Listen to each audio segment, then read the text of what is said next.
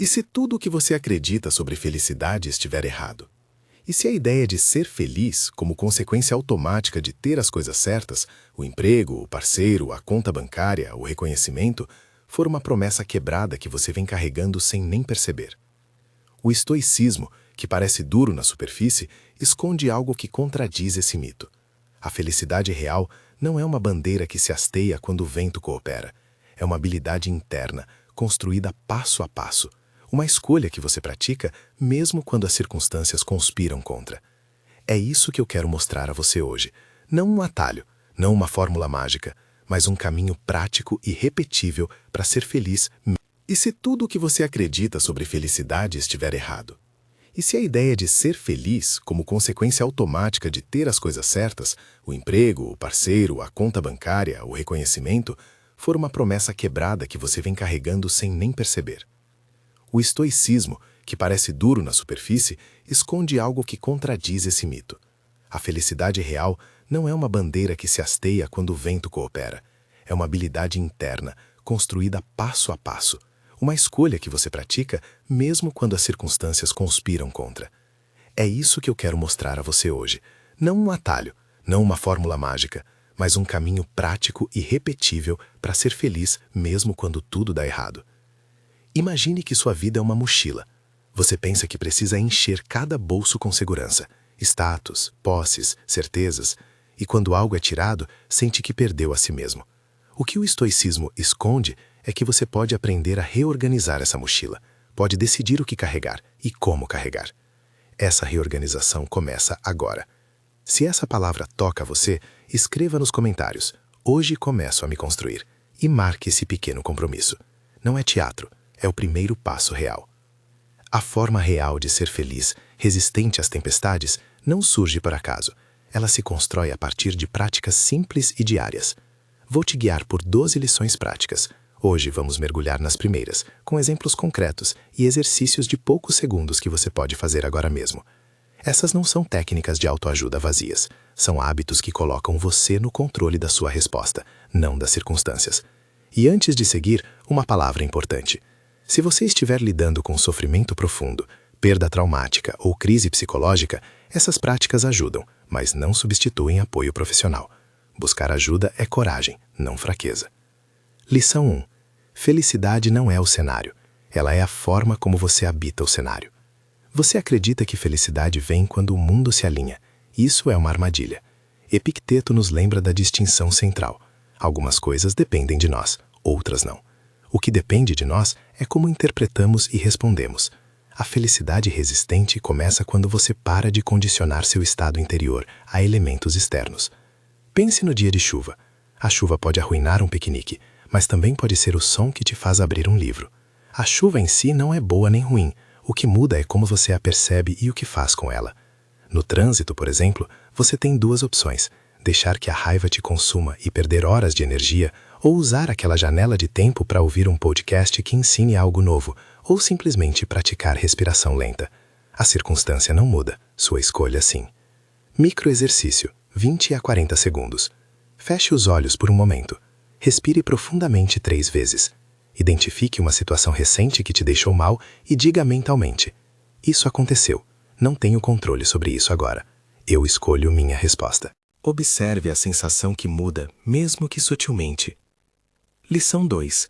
Seus pensamentos não são fatos. Eles são rádios de fundo com volume variável. A mente produz um fluxo constante de narrativas, algumas úteis, outras sabotadoras. O estoicismo nos convida a questionar automaticamente aquilo que aparece como verdade. Marco Aurélio, escrevendo em seu diário, tratava seus pensamentos como uma cena na qual ele poderia entrar com gentileza e reescrever o roteiro. Essa postura não nega emoções, ela distingue entre emoção e decisão racional. Imagine que você tem um rádio interno que toca críticas e suposições. Quando você aceita cada palavra como verdade absoluta, age por impulso. Quando aprende a ouvir o rádio como um aparelho externo, consegue ajustar o volume. No trabalho, por exemplo, aquele pensamento, "não sou bom o suficiente", não é um espelho fiel. É um hábito mental que pode ser investigado. Qual é a evidência? Que resultado real houve? Muitas vezes, a frase é apenas medo em traje formal. Microexercício, 30 a 60 segundos. Pegue um papel e escreva o pensamento automático que mais te incomoda agora. Pergunte-se: qual é a evidência real para isso? Qual é a evidência contra? Respire e substitua o pensamento por uma observação neutra. Estou tendo o pensamento X agora. Essa pequena distância muda a dinâmica. Lição 3. Simplificação intencional. Menos coisas, mais clareza. A vida moderna empilha estímulos. A mente fica sobrecarregada. O estoicismo não promove necessariamente a pobreza, mas recomenda a escolha consciente do essencial. Menos ruído significa mais espaço para aquilo que importa. Isso vale para objetos, compromissos e, talvez o mais importante, para demandas de atenção. Visualize a mochila do viajante. Quanto mais itens inúteis, mais peso e menos mobilidade. Cada objeto que você carrega consome espaço mental. Uma casa bagunçada simboliza prioridades em caos. Contas, tarefas e relações competem pela sua atenção.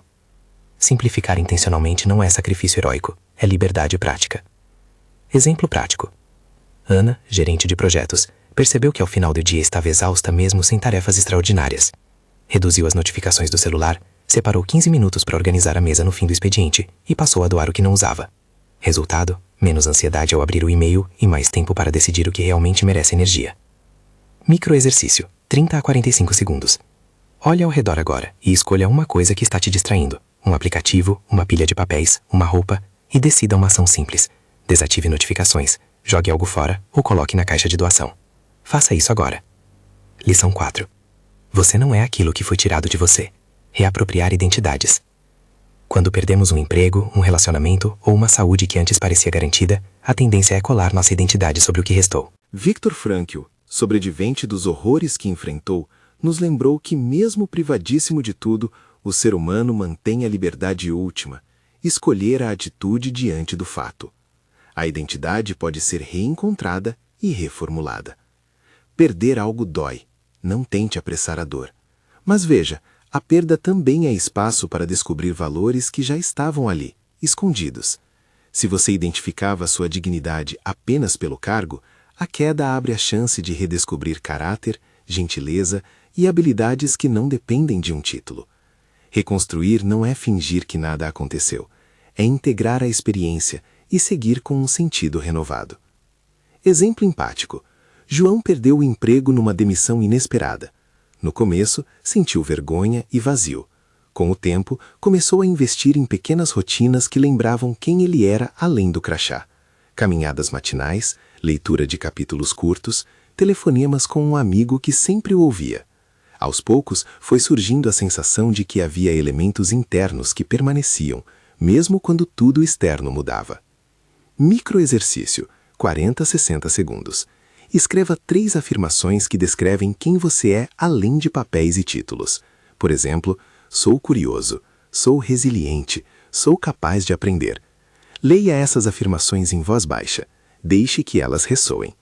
Importante, se a perda desencadeia sintomas de depressão profunda, isolamento intenso ou pensamentos de autodestruição, procure um profissional.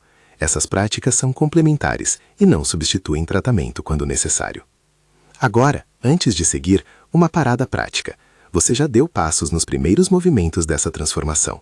Você reconheceu a distinção entre controle e não controle, questionou pensamentos automáticos, reduziu o peso desnecessário e começou a redescobrir sua identidade.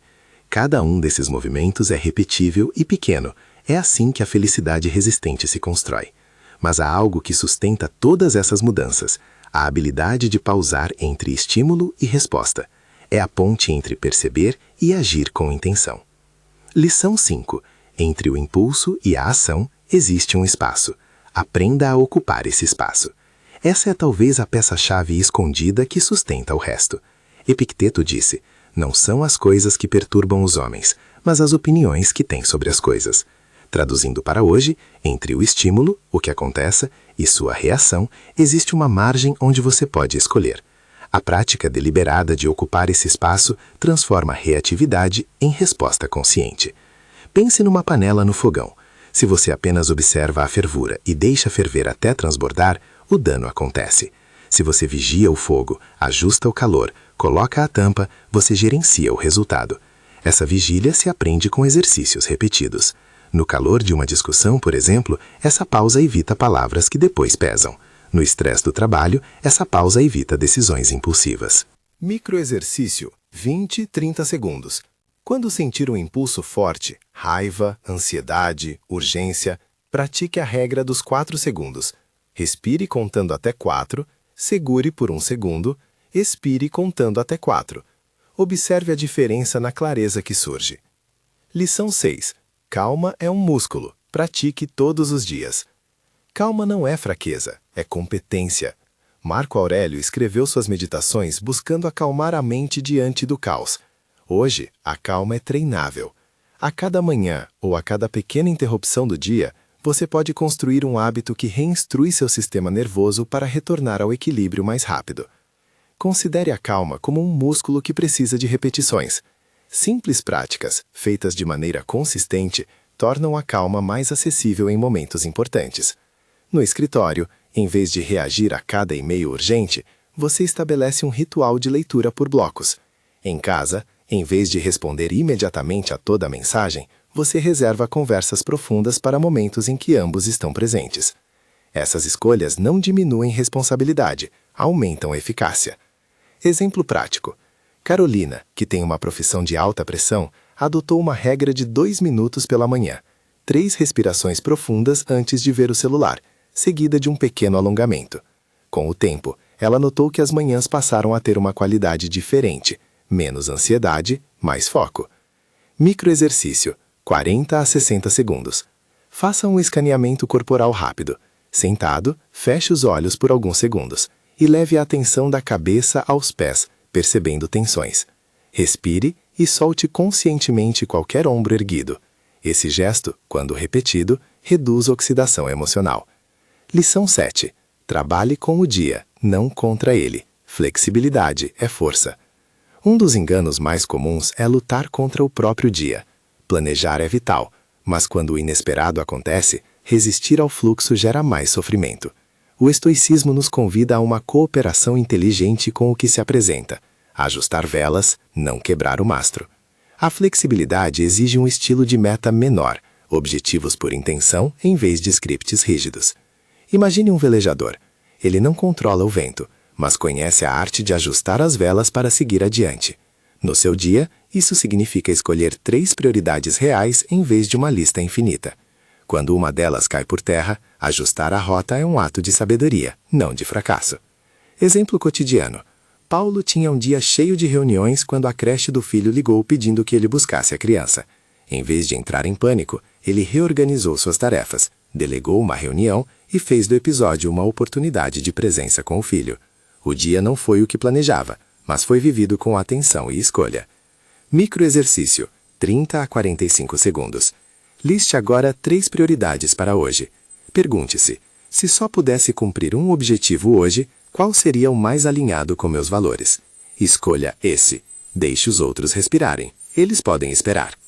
Essas primeiras 7 lições já oferecem um arcabouço prático: distinguir o controle, depurar pensamentos, aligerar a mochila, reencontrar identidade, pausar entre impulso e ação, cultivar calma e trabalhar com o dia. Elas formam a base da liberdade interna. Mas o mundo moderno tem truques e armadilhas que corroem essa liberdade lentamente: ruído, comunicação sem intenção, a ilusão dos grandes gestos. É aí que as próximas práticas entram: reduzir o barulho, falar com intenção e reconhecer o poder dos pequenos atos repetidos. Antes de avançar, porém, pare um instante e observe a sua sensação corporal. O que mudou desde o início deste vídeo? Essa percepção já é um indicador de progresso. Se sente leveza, ótimo. Se a mente ainda está corrida, tudo bem, você está no começo de um treino. Há algo que preciso lembrar: essas práticas requerem tempo. Não espere metamorfoses instantâneas. A verdadeira mudança acontece pela repetição diária, pelo acúmulo dos pequenos atos. Pense em plantar um bosque. Uma semente por dia não transforma o terreno numa manhã, mas dá origem a raízes que seguram a terra durante as tempestades. Abaixo da superfície do que parece pequeno, há uma arquitetura sendo construída. E quando essa arquitetura estiver estabelecida, sua resposta aos eventos mudará. Sua felicidade será menos um fruto do acaso e mais uma habilidade que você cultiva. Mas há uma tensão que permanece. Como manter atenção e calma num mundo projetado para distrair. Como transformar linguagem em construção e não em ruína. Como pequenos atos podem ser suficientes quando os problemas parecem enormes. Essas perguntas são reais, e a resposta começa com uma decisão diária, tão simples quanto escolher uma palavra antes de falar, tão prática quanto desligar uma notificação, tão corajosa quanto cumprir um compromisso consigo mesmo. Ainda há muito a desdobrar. A próxima etapa é partir para as práticas que lidam com o ambiente ao redor, com as palavras que você pronuncia e com o poder das repetições. A jornada continua e você já tem nas mãos os primeiros instrumentos para seguir. Lição 8. Reduza o ruído. Torne sua atenção um bem raro. O mundo moderno quer sua atenção como se fosse um imposto. Cada aplicativo, cada notificação, cada demanda urgente entra pedindo espaço na sua mente. O resultado é uma atenção diluída. Você está presente em várias coisas ao mesmo tempo, mas não plenamente em nenhuma. O estoicismo lembra que aquilo que você presta atenção molda sua experiência. Portanto, escolher onde colocar sua atenção é escolher sua vida. Pense numa janela com cortinas sujas. Quando a luz entra, ela traz a paisagem e também poeira e manchas. Limpar a cortina não muda o que acontece lá fora, mas melhora a clareza com que você vê. Reduzir ruído não é se isolar do mundo, é limpar as cortinas para que você veja com intenção e haja com mais lucidez. Na prática, o ruído vem em várias formas. Estímulos digitais, conversas superficiais que demandam emoção instantânea, ou mesmo um ambiente doméstico desorganizado que mantém sua mente em alerta. Quando sua atenção se fragmenta, decisões importantes ficam mais difíceis e o sentimento de frustração cresce. Em vez de reagir às iscas do ambiente, você pode escolher curadoria, selecionar poucas fontes de entrada, criar janelas de silêncio e decidir quando estar disponível. Exemplo prático. Luísa, professora universitária, percebeu que passava noites rolando feeds e acordava cansada e dispersa. Ela instituiu 2 regras simples: não usar o celular durante a primeira hora após acordar e deixar o aparelho em modo não perturbe durante jantares. Em semanas, notou que suas aulas voltaram a ter mais presença e que as conversas com a família ficaram mais ricas. Microexercício, 30 a 45 segundos. Agora mesmo, olhe para o seu celular. Desligue notificações para 3 apps que não são essenciais hoje. Se não quiser desligar, pelo menos coloque-os em modo silencioso. Observe como essa pequena escolha cria um espaço mental diferente. Lição 9. Fale com intenção. As palavras constroem realidades. Palavras são ferramentas. Elas podem ferir, fixar ideia de culpa, ou podem libertar, clarificar e orientar. O estoicismo nos convida a não lançar palavras ao vento, a falar com consciência, escolhendo a frase que serve ao propósito e evita a reação desnecessária. Quando você fala sem intenção, alimenta narrativas que podem aprisionar a si mesmo e aos outros. Quando fala com intenção, molda o ambiente e atua como agente transformador. Imagine que suas palavras são sementes. Algumas sementes viram ervas daninhas que sobrecarregam o jardim. Outras crescem e sustentam. Ao decidir falar, pense no tipo de planta que deseja cultivar. Raiva? Compreensão? Uma solução? Muitas discussões descambam porque ninguém considerou que uma fala poderia ser adiada para se tornar eficaz. No trabalho, por exemplo, comunique-se com clareza e respeito. Em vez de "você sempre erra isso", diga "percebi que neste relatório houve X, como podemos evitar isso na próxima vez?". Em relacionamentos, a intenção muda o tom da conversa. Não é desabafar para ferir, é dizer o que importa para que a conexão cresça. Falar com intenção também implica ouvir com intenção. Exemplo prático. Miguel costumava responder mensagens impulsivamente quando estava irritado. Depois de observar o padrão, começou a usar uma regra. Se a mensagem o deixava emocionalmente aquecido, escrevia uma resposta, salvava como rascunho e revisava depois de 20 minutos. Na maioria das vezes, ele deletava o rascunho e escolhia uma resposta mais equilibrada. Microexercício, 20 e 40 segundos. Nas próximas conversas, antes de responder, conte mentalmente até 3. Pergunte-se: esta palavra constrói ou derruba? Estou comunicando um fato ou uma acusação? Escolha uma frase que informe sem atacar. Lição 10. O presente como campo de treino. O dia de hoje é onde a felicidade se ensaia. O futuro é promissor e o passado é professor. mas a única arena onde você realmente pode agir é o presente. A prática estoica converte o presente em um campo de treino para a liberdade interna.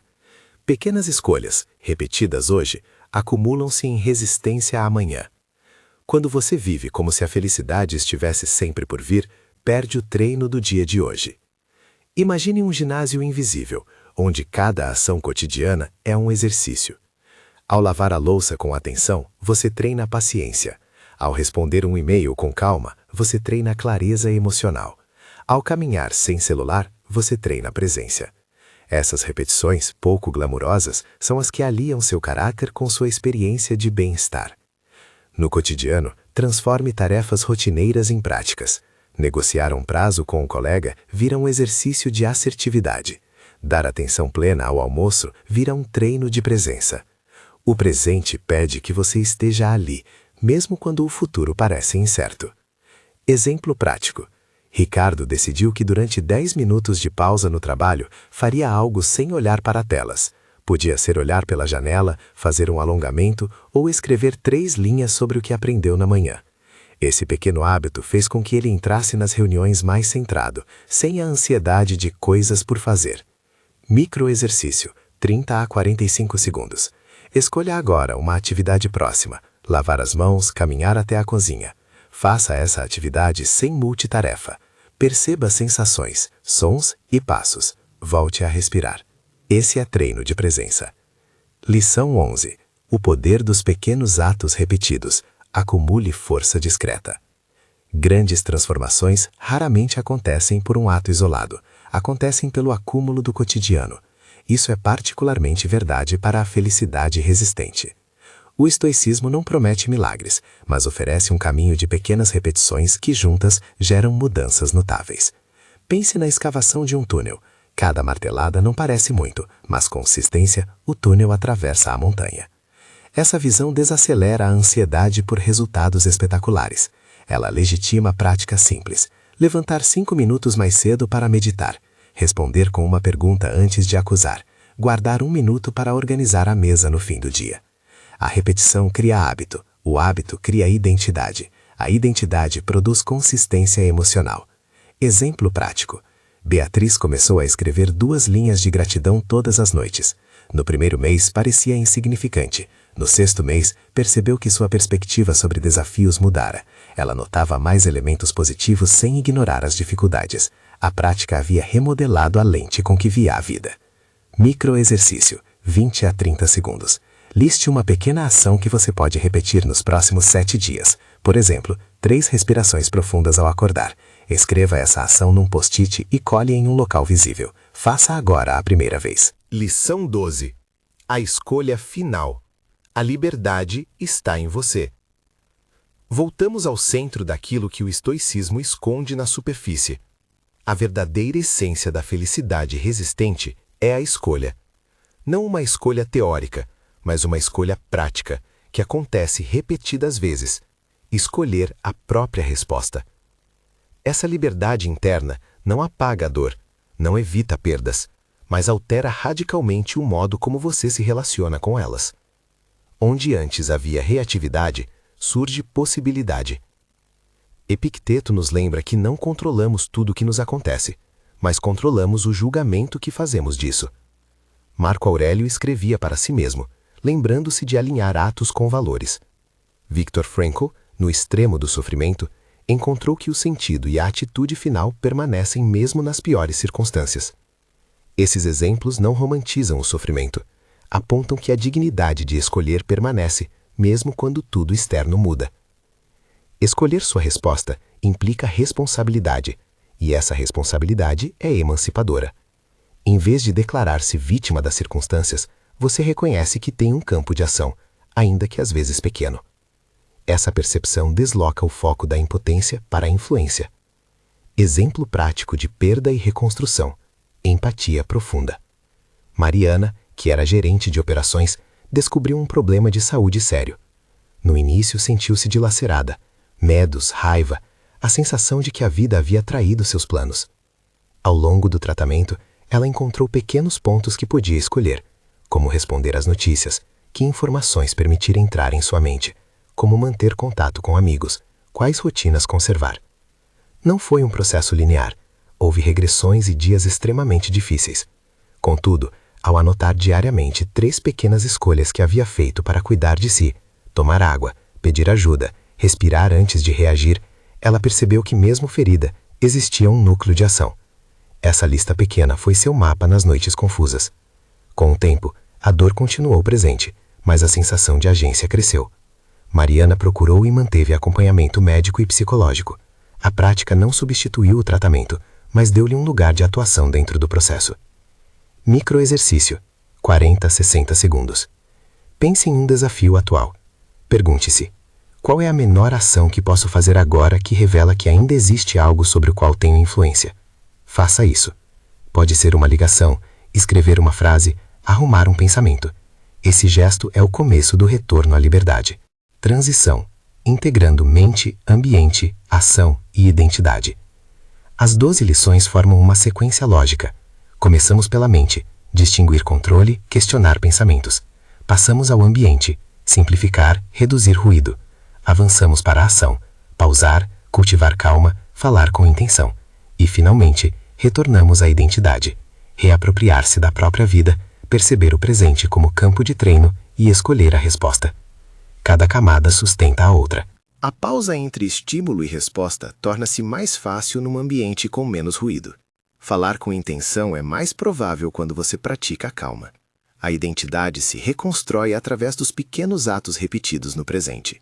É um sistema integrado, não uma lista solta de técnicas. Mini ganchos ao longo do percurso. Se você está cansado de viver reativo, a próxima etapa exige disciplina, não determinação passageira. Se você teme que pequenas ações sejam insuficientes, lembre-se do martelo que perfura a rocha. Se perdeu recentemente, não pule as práticas iniciais. Elas são justamente a base para o reerguer. Clímax, o mapa prático. 5 passos para começar hoje e manter por 7 dias. Agora que vimos as 12 lições, vamos sintetizar em um mapa prático, aplicável imediatamente. Escolhi 5 passos que, juntos, criam um ciclo diário de liberdade interna. Faça-os com realismo. Não procure perfeição. Busque consistência. Passo 1.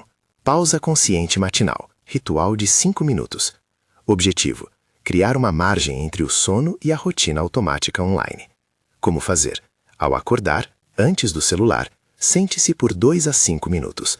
Respire com atenção, observe intenções para o dia e escolha uma única palavra guia. Por exemplo, presença, coragem, clareza. Anote a palavra em um caderno pequeno. Por que funciona? Diminui reatividade ao fluxo de notificações e define uma direção para as escolhas do dia.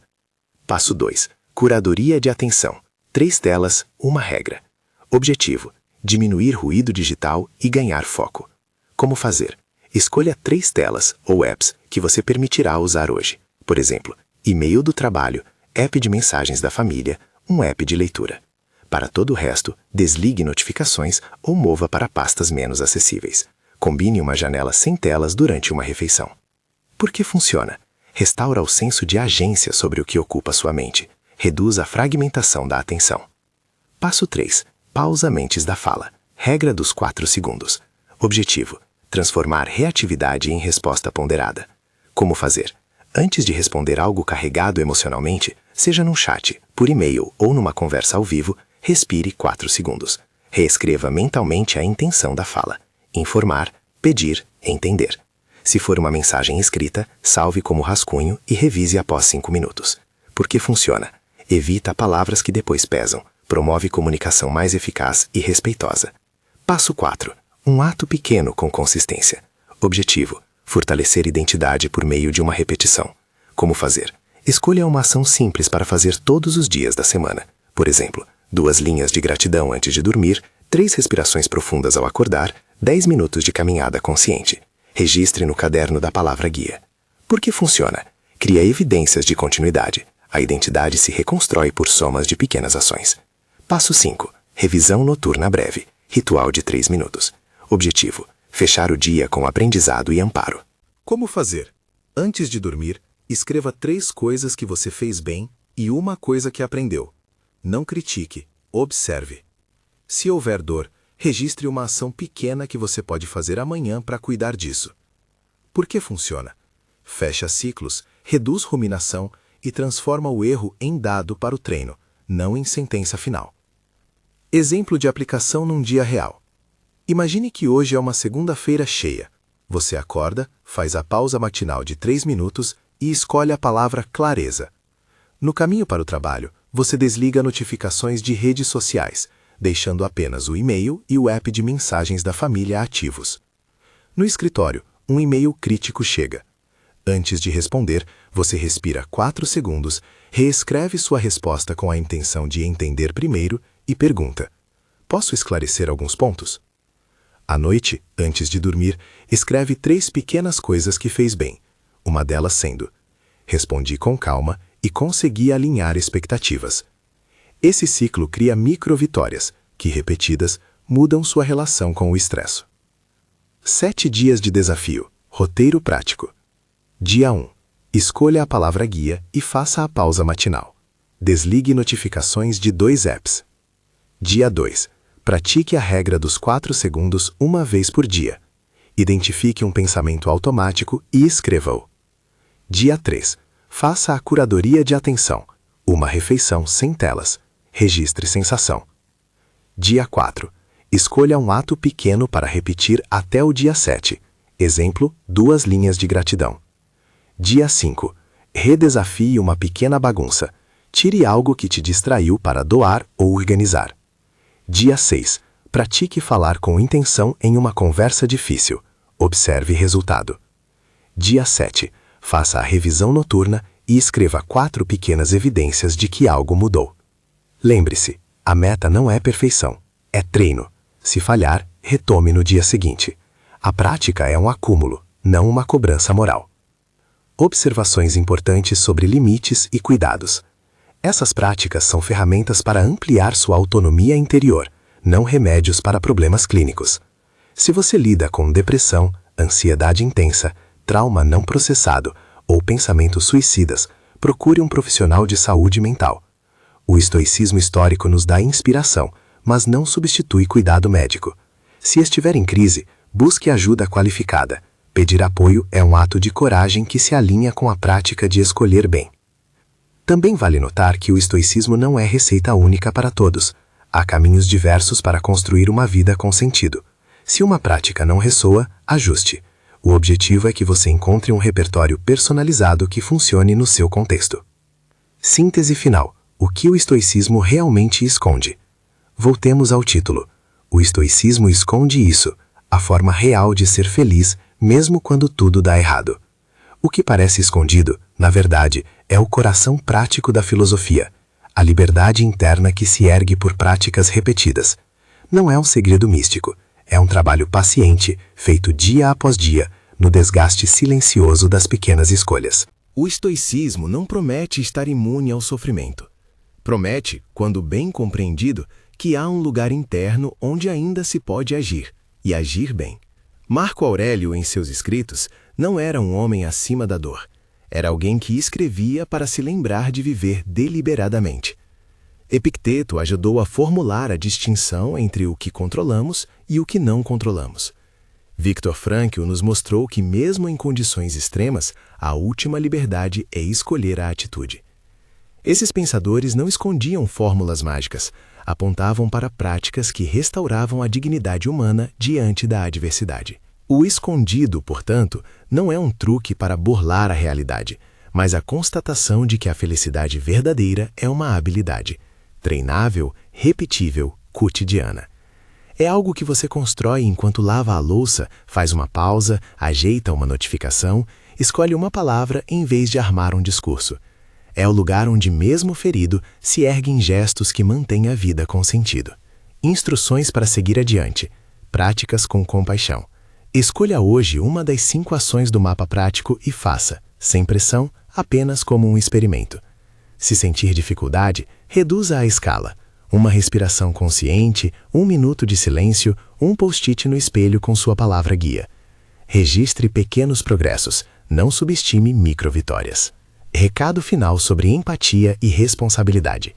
Se você passou por perdas profundas, emprego, relacionamento, saúde, saiba que a jornada é singular, não há passos rápidos. Essas práticas servem como suporte, não como cura pronta. Procurar terapia, conversar com amigos de confiança, entrar em grupos de apoio, procurar orientação médica quando necessário, tudo isso é parte do caminho. O estoicismo reconhece limites e, ao mesmo tempo, aponta para a ação possível no âmbito desses limites. Fecho prático e convite. Agora que percorremos as 12 lições e montamos um mapa prático, aqui está o convite. Aceite o desafio de 7 dias. Escolha uma prática desta lista. A pausa matinal, a curadoria de atenção, a regra dos 4 segundos, o ato pequeno repetido ou a revisão noturna. E repita-a diariamente. Se quiser, escreva nos comentários qual prática você escolheu e como se sentiu no primeiro dia. Isso cria comunidade e responsabilidade. Inscreva-se no canal para acompanhar os próximos vídeos, onde vamos aprofundar cada lição com exercícios guiados e estudos de caso. Aceite também o desafio, 7 dias com uma prática escolhida por você. Não é promessa de solução instantânea, é convite para começar a treinar a forma real de ser feliz, aquela que resiste quando tudo dá errado. Lembre-se, a liberdade não é a ausência de circunstâncias adversas, é a escolha repetida de uma resposta que honra a sua dignidade. Comece hoje. Faça um pequeno gesto agora, e quando cair, levante novamente e escolha outra ação. A felicidade resistente se constrói assim, uma escolha de cada vez.